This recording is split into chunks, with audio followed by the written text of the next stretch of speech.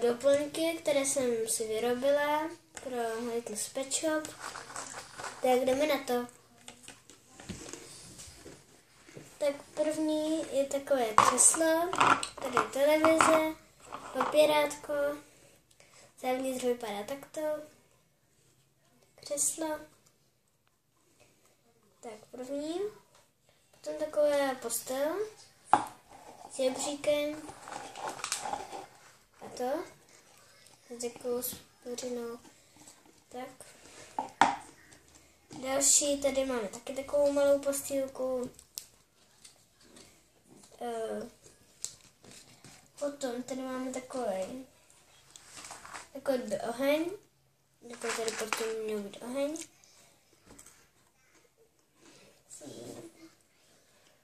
To se mi trošku nepovedlo, taková voňavka, divná. A mně se líbí. Potom tady mám dva mobily. Jeden druhý, tady mají foťáky. To nemá. To ještě přidělám. Dva mobily. Tady má foťák. Tady nemám. Potom tady je taková čelenka, vám to ukážu. To pasuje jenom na tohoto králíka. Králíka to pasuje, taková čelenka.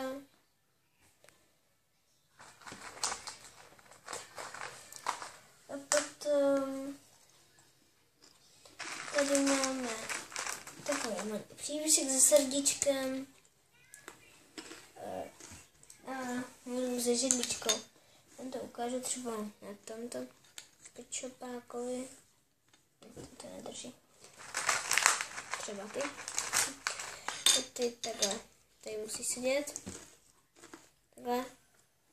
Něco vyhledává na notebooku. Takhle vypadá zevnitř. Takhle to. Černý a nebo tady mám ještě bajt. Nevím, jestli někam bude držet. Teda. Nejistý. Ups. Nejistý. To tady padá. No, už tam sedí.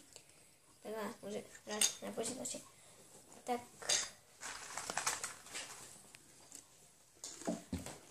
Tak to bylo pro dnešní video všechno. Ahoj!